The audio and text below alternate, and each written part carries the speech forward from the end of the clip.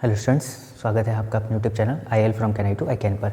Students, आज हम discuss करेंगे SSC IMD scientific assistant exam 2022 के बारे में। जैसे कि आप सबको पता होगा कि इंडियन मीटरोलॉजिकल डिपार्टमेंट के थ्रू जो वैकेंसीज फिल होती हैं, यानी कि आप कह सकते हैं कि साइंटिफिक असिस्टेंट की जो पोस्ट हमारी आई थी उसका रिक्रूटमेंट SSC के द्वारा किया जा रहा है।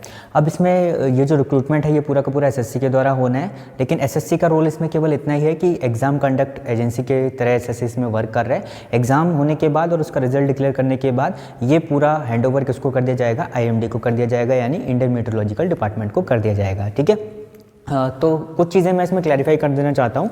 तो आज के इस वीडियो में मैं आपको बताऊंगा कि आपको क्या स्ट्रेटजी अपनानी है, क्योंकि अब आप जानते हैं कि इसकी डेट आ चुकी है। एग्ज़ाम डेट जो है वो 14 से 16 दिसंबर में ये एग्ज़ाम होना है। ठीक है, तो लगभग 1 महीने का समय आपके पास है, तो इस पर मेरा फोकस रहेगा। साथ ही साथ मैं इसमें ये भी बता दूंगा कि कब तक ये रिक्रूटमेंट पूरा कंप्लीट हो जाएगा, क्या क्या इसकी टेंटेटिव शेड्यूल्स हैं, या कब तक आपको ज्वाइनिंग मिल सकती है, ये पूरा मैं बताऊँगा स्पेशली।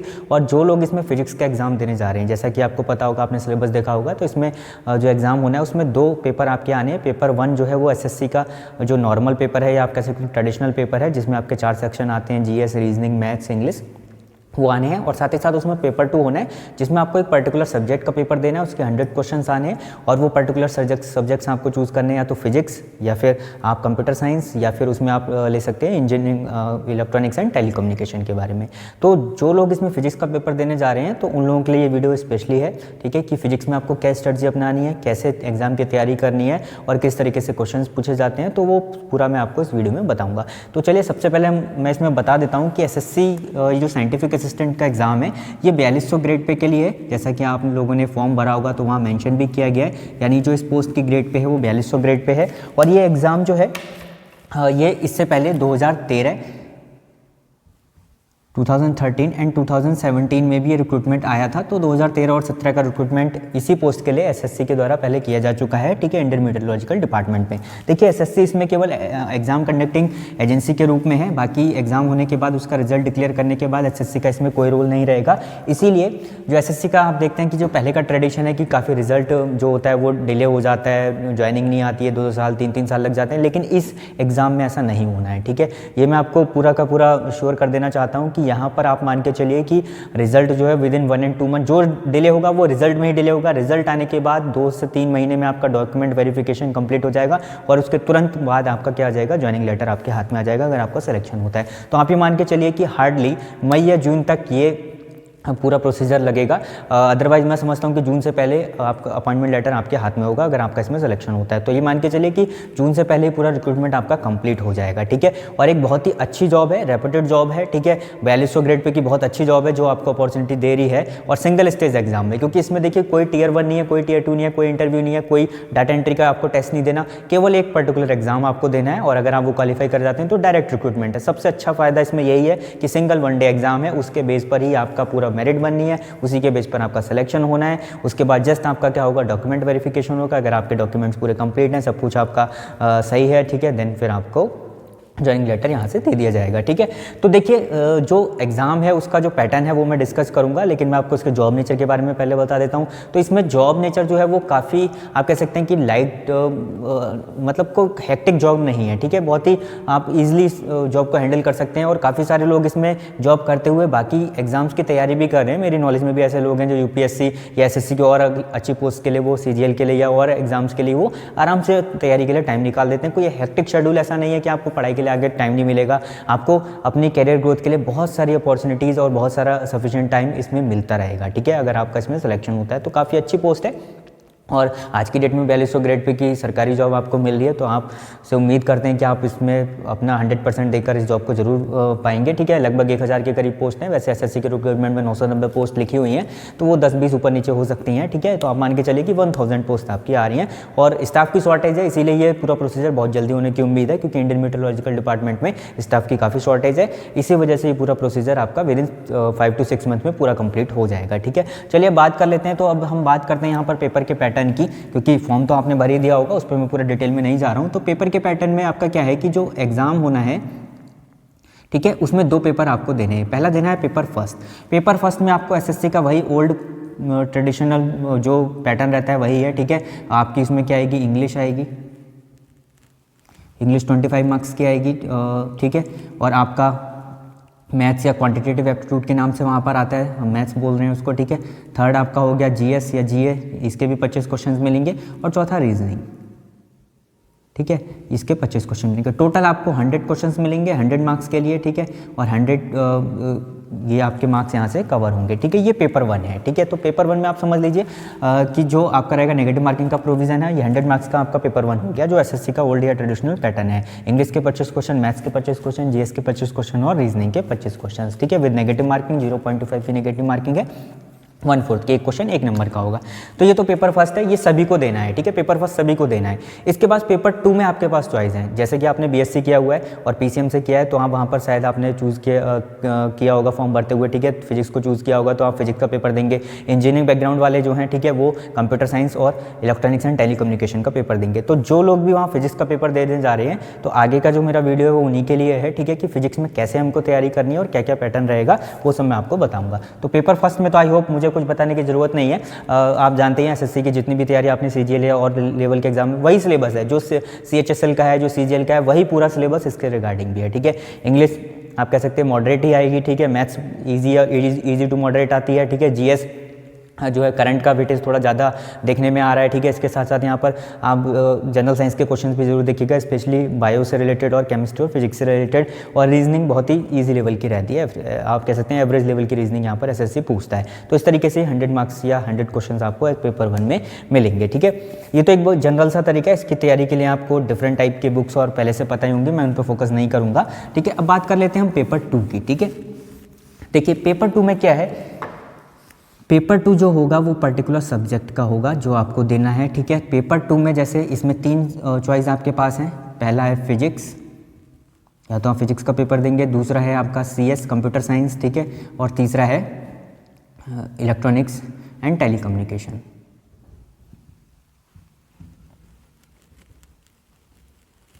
ठीक है। तो इन तीनों में से आपको एक देना है, और कर देता हूं मैं, ठीक है। या तो फिजिक्स देंगे आप, सीएस का पेपर देंगे, या इलेक्ट्रॉनिक और टेलीकम्युनिकेशन देंगे, ठीक है। तो जो भी आपकी ग्रेजुएशन में स्ट्रीम रही होगी उसके अकॉर्डिंग ये पेपर आपको देने हैं। तो मैं आपको प्रोवाइड करूंगा, जो आज के वीडियो में मैं इन्फॉर्मेशन बताऊंगा वो फिजिक्स के रिगार्डिंग ही बताऊंगा। तो देखिए फिजिक्स पे हम फोकस करते हैं। तो फिजिक्स में क्या, अच्छा एक चीज़ मैं आपको और भी बता देता हूँ यहाँ पर आगे बढ़ने से पहले, कि इन दोनों पेपर्स के लिए, यानी पेपर 1 एंड पेपर 2 के लिए, ये एक ही शिफ्ट में आपके होंगे, अलग अलग शिफ्ट में नहीं होंगे। इन दोनों के लिए 200 मार्क्स है, 100 क्वेश्चंस का आपका, जो भी मैंने बताया पेपर 1, और 100 क्वेश्चन का पर्टिकुलर सब्जेक्ट, यानी 100 क्वेश्चन इस पर्टिकुलर सब्जेक्ट के आएंगे। और इसके लिए जो टाइम आपको मिलेगा वो 120 मिनट का मिलेगा, कंपोजिट टाइम है, अलग अलग सेपरेट टाइम आपको। ये नहीं कि पहला एक पेपर हो जाएगा 1 घंटे का फिर आपको गैप मिलेगा, ऐसा नहीं है। एक ही टाइम पर लगातार आपका ये पूरा 120 यानी 2 घंटे का ये पूरा पेपर है, ठीक है। उसमें पेपर 1 एंड पेपर 2 आपको करने होंगे, और पेपर 2 में भी नेगेटिव मार्किंग वही 1/4 की है, ठीक है। तो आपको कंपोजिट टाइम 2 घंटे का मिलेगा, जिसमें आपको पेपर 1 भी करना होगा। पेपर 1 में भी 100 क्वेश्चन है और पेपर 2 में भी 100 क्वेश्चन है। टोटल 200 क्वेश्चन करने 120 मिनट में। तो स्पीड और एक्यूरेसी का सारा खेल है यहाँ पर, ठीक है। चलिए अब मैं पर्टिकुलर आपको फिजिक्स के बारे में बता देता हूँ कि फिजिक्स के लिए आपको तैयारी कैसे करनी है, ठीक है। आप कर भी रहे होंगे, बस थोड़ा सा मुझे उसमें गाइड करना है आपको, क्योंकि एज ए फिजिक्स टीचर मैं कुछ चीज़ें आपको बताना चाहता हूँ। देखिए फिजिक्स का जो पेपर यहाँ पर होगा, ठीक है, उसमें 100 क्वेश्चन आने हैं और 100 मार्क्स का पूरा पेपर है विद नेगेटिव मार्किंग। अब ये जो 100 क्वेश्चन है आप देख रहे हैं, ठीक है, तो ये 100 क्वेश्चन जो बनते हैं, अभी तक का जो पैटर्न देखने में आया था 2017 या 2013 के अकॉर्डिंग, तो उसके बेस पर मैं आपको बता रहा हूँ। और इस बार भी पूरी 90% संभावना यही है कि वही पैटर्न रहेगा और वही सब कुछ चीज़ें रहेंगी, ठीक है। आपको किससे तैयारी करनी है, अभी जो आपको लगभग 1 महीना मिल रहा है, आपको कुछ नहीं करना है अभी, केवल आपको कुछ बातें जो मैं बता रहा हूँ उन पर ध्यान देना है और वही बस फॉलो करनी है। सबसे पहली बात, आपको एनसीईआरटी पढ़नी है, ठीक है। आप एनसीईआरटी को फॉलो करिए, कौन सी, 11th एंड 12th की जो फिजिक्स की एनसीईआरटी है। आपको पता है कि 11th की एनसीईआरटी में फिजिक्स की बुक जो होती है उसके 2 वॉल्यूम है, वॉल्यूम 1 एंड वॉल्यूम 2, वो कवर करिए। इसी तरीके से 12th की जो एनसीईआरटी फिजिक्स की बुक है उसमें वॉल्यूम 1 एंड वॉल्यूम 2 वो कवर करिए, ठीक है।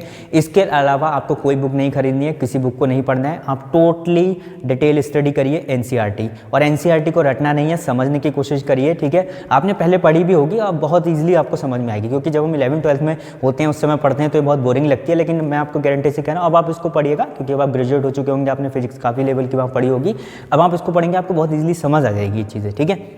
तो आपको कुछ नहीं करना, 11th एंड 12th क्लास की एनसीईआरटी को बहुत अच्छे से डीपली पढ़ना है, ठीक है। उसके क्वेश्चंस को भी देखना है, थ्योरी को भी देखना है, डेरिवेशन पार्ट सब कुछ, एवरीथिंग, उसमें कुछ भी पार्ट स्किप नहीं करना है, ठीक है। तो मैं आपको गारंटी दे रहा हूँ कि अगर आप एनसीईआरटी को फॉलो कर रहे हैं तो आपका पेपर 100%, ये जो 100 क्वेश्चन बनेंगे इसमें से आप बहुत अच्छा स्कोर कर सकते हैं, अबव 75 स्कोर कर सकते हैं, ये गारंटी मैं आपको दे रहा हूँ।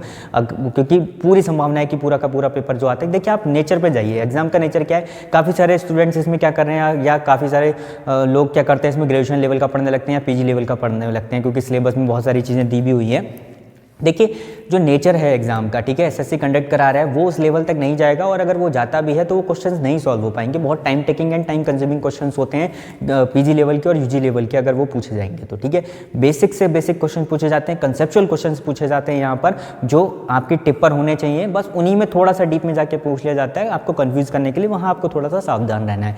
तो आप 1 घंटे में, या आप कह सकते हैं कि 1 घंटा अगर पेपर 1 के लिए 1 घंटा इसके लिए 2 घंटे का कंपोजिट टाइम है, उसमें आपको 120 मिनट में 200 क्वेश्चंस करने हैं, और इसके 100 क्वेश्चन है फिजिक्स के, तो आप कैसे कर पाएंगे। तो आप केवल और केवल एनसीईआरटी फॉलो करिए, ठीक है।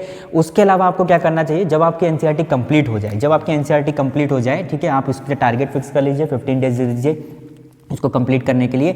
उसके बाद अगर आपके पास टाइम बचता है, अगर मान लीजिए आप इसको कर लेते हैं, ठीक है, तो आपको क्या करना है, आप सबने एक बुक पढ़ी होगी कॉन्सेप्ट ऑफ फिजिक्स की, ठीक है, नहीं भी पढ़ी होगी तो अब इसको ले लीजिएगा, या मार्केट में ऑनलाइन भी आपको मिल जाएगी, भाई एससी वर्मा, बहुत ही वेल रिनाउंड बुक है, ठीक है, एससी वर्मा की बुक फेमस बुक है पूरे इंडिया में, ठीक है, कॉन्सेप्ट ऑफ फिजिक्स। इसके भी 2 वॉल्यूम है, आपको पूरी कॉन्सेप्ट ऑफ फिजिक्स नहीं पढ़नी है, ठीक है, वॉल्यूम 1 वॉल्यूम 2 पूरा नहीं देखना, आपको केवल क्या करना है उसमें, उनके objective questions, only objective question, मैं आपको फिर से बोल रहा हूँ, एससी वर्मा के केवल और केवल ऑब्जेक्टिव क्वेश्चंस आपको पढ़ने हैं, समझने हैं, ठीक है।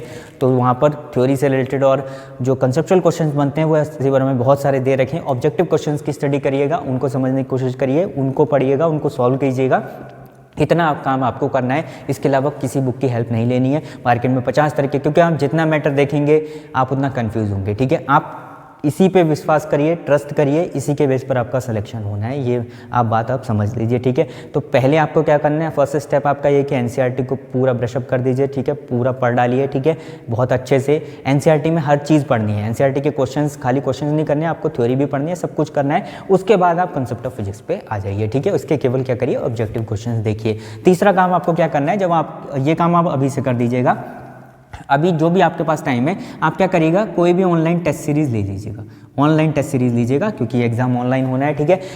मैं नाम नहीं लेना चाहूँगा, फिर भी मैं आपको बता देता हूँ कि टेक्स्ट बुक की आपको ऑनलाइन टेस्ट सीरीज मिल जाएगी, अगर वो आ रही है आप चेक कर लीजिएगा, और टेक्स्ट बुक की काफ़ी अच्छी बुक है, या और भी होंगे डिफरेंट टाइप के ग्रेडअप वगैरह की आती हैं टेस्ट सीरीज, बाइजू की भी आप चेक कर लीजिएगा, कहीं पर टेस्ट सीरीज आपको मिल रही है जो पर्टिकुलर साइंटिफिक असिस्टेंट IMD के रिलेटेड हो, आप उसको परचेज कर लीजिए, वहाँ आपको 10, 20, 30 जितने भी टेस्ट मिल रहे हैं आप उनको दीजिए। उससे क्या होगा, स्पीड और एक्यूरेसी आपकी मेंटेन होगी। सारा खेल स्पीड और एक्यूरेसी का है, कई बार होता क्या है कि हमें आता सब कुछ है और वो छूट जाता है, ठीक है। तो वो स्पीड और एक्यूरेसी मेंटेन करने के लिए आपको क्या करना है, कोई भी टेस्ट सीरीज ले लीजिएगा, ठीक है, वो केवल स्पीड और एक्यूरेसी चेक करने के लिए होगी। उसको करने का फ़ायदा क्या होगा, आप हर दूसरे तीसरे दिन, या आप सेट कर लीजिए जितने भी टेस्ट देना चाहते हैं, चौथे दिन या 1 हफ्ते के बाद 2 टेस्ट देना चाहते हैं, तो उससे आपका रिवीजन भी होता रहेगा जो आपने पढ़ा हुआ है, ठीक है। तो ये 3 स्टेप आपको फॉलो करने हैं फिजिक्स के एग्जाम को सॉल्व करने के लिए, फिजिक्स के पेपर को वहाँ पर सॉल्व करने के लिए। पहला एनसीईआरटी पढ़नी है, इसमें कोई भी इफ एंड बट नहीं होना चाहिए आपका, ठीक है, कि एनसीईआरटी में ये छूट गया वो छूट गया, ये पूरा डिटेल पढ़ना है आपको 11th और 12th क्लास का।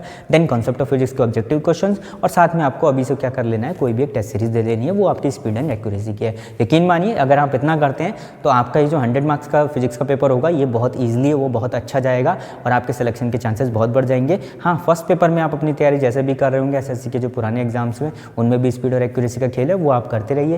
ये आपकी वो, जहाँ तक मैं समझता हूँ कि वो काफ़ी सारे लोगों के पहले से तैयारी होते हैं। मेन हर्डल यहीं पर आती है, सारा डिसाइडिंग फैक्टर यहीं पर होता है, ठीक है। तो बहुत अच्छी जॉब है, आई होप आप सब इसको बहुत अच्छे से सीरियसली इसकी तैयारी करेंगे, और आपको बहुत बहुत एडवांस में शुभकामनाएं कि आपको ये इस जॉब में क्या हो, सिलेक्शन प्राप्त हो। Thank you.